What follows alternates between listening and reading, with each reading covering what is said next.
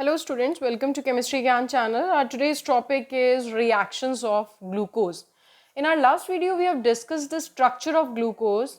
It's a cyclic structure and its Haworth structures, right? So today we are going to discuss the reactions of glucose. एक short trick से फटाफट हम reactions करेंगे. चलिए, हमने सबसे पहले क्या किया?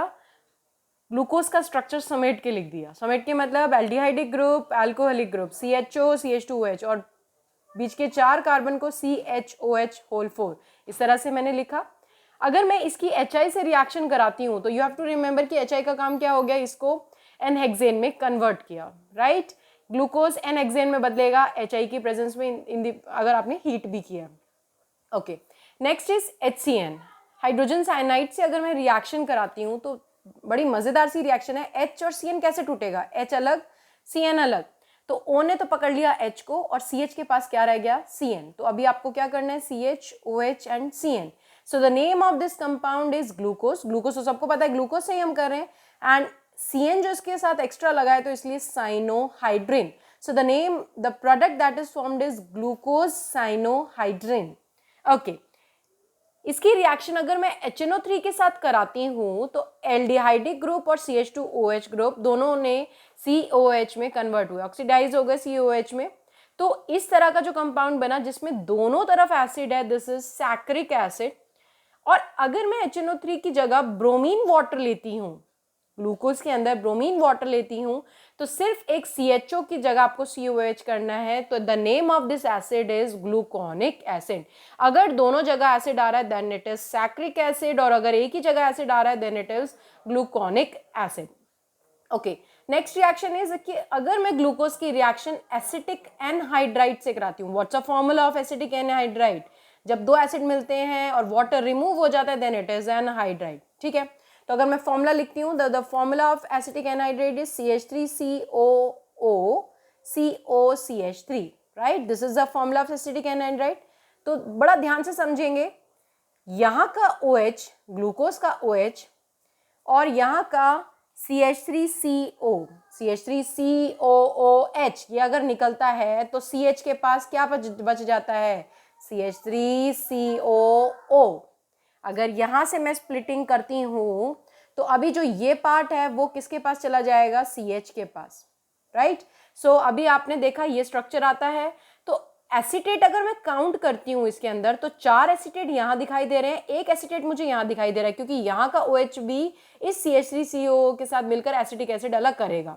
ओके, तो the name of this compound is glucose pent acetate. तो लर्न करने का एक छोटा सा तरीका है कि 4 यहाँ एसीटेट है, एक यहाँ है, तो 4 + 1 is 5. So the name of this compound is glucose pent acetate.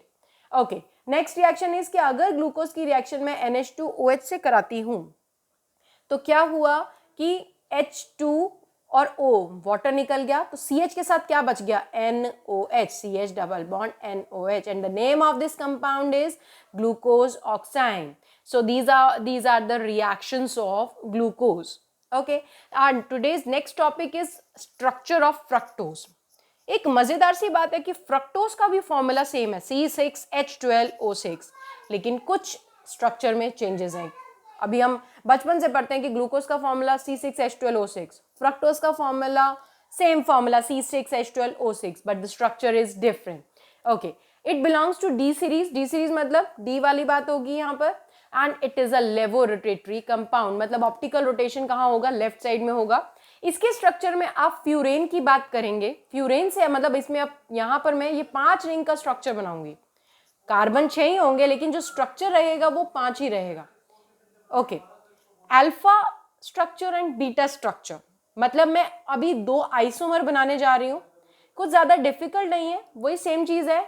अगर O बीच में जुलाना है तो मैंने 1 और 1 2 3 4 5, so second carbon and 5th carbon के बीच में O जुल रहा है.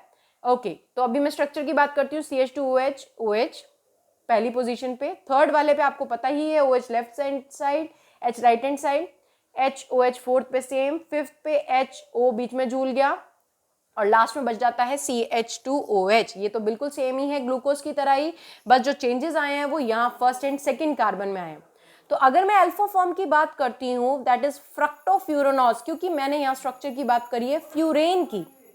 ओके तो अगर मैं इसका आइसोमर बनाऊंगी तो डिफरेंस कहाँ करना है मुझे, CH2OH को राइट हैंड साइड करना है, OH को लेफ्ट हैंड साइड करना है। So these are the two isomers, alpha structure and beta structure.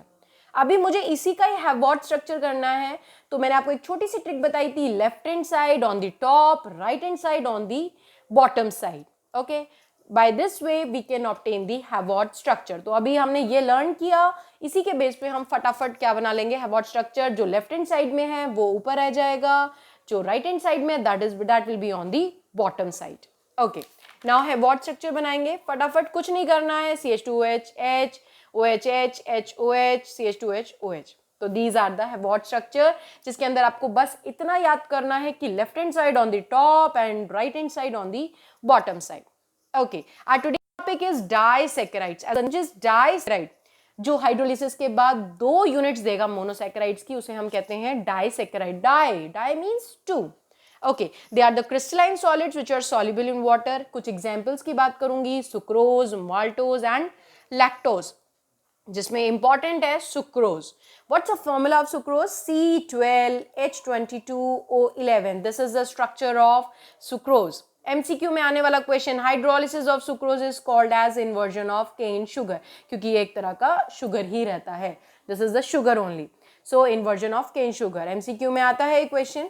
अब इसके हाइड्रोलिसिस पे हमें 2 चीजें मिलती हैं, ग्लूकोज एंड फ्रक्टोज।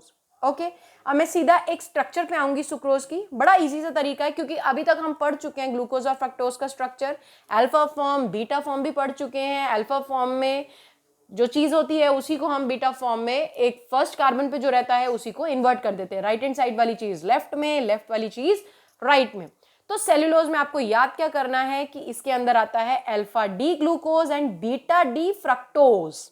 ओके ये चीज बनेगी, आपको लर्न करने वाली चीज है, point two remember for today, alpha D glucose and beta D fructose. Beta fructose में अगर मैंने आपको याद हो तो H ऊपर कर दिया था, CH2OH नीचे करा था। अल्फा फॉर्म में, ग्लूकोज वाली अल्फा फॉर्म में क्या था, H ऊपर था, OH नीचे था, तो इनके बीच में ये झूल जाता है, O बीच में एक कनेक्टिंग लिंक है and this linkage is known as glycosidic linkage. याद करने वाली बात है, ग्लूकोज एक 6 मेंबर्ड स्ट्रक्चर बनाया है, क्योंकि वो पायरेनोज फॉर्म की बात की थी और फ्रक्टोज के केस में मैं फ्यूरेन की बात कर रही थी। So your today's homework is you have to try the structure of glucose. And if you find any difficulty, please comment, and you can post the structure of cellulose in the comment section. Okay, next disaccharide example is, next your homework is maltose, structure of maltose, that is also a disaccharide which on hydrolysis gives 2 units of monosaccharides. Okay, जब 2 alpha D glucose units को मैं मिलाऊंगी तो उससे मुझे मिलता है maltose, alpha D glucose. Okay तो C1 glucose का रहेगा, C4 दूसरे ग्लूकोज के मॉलिक्यूल के साथ लिंकेज रहेगा and that linkage is known as glycosidic linkage. So if you find this video helpful, please like, share and subscribe. Thanks for watching.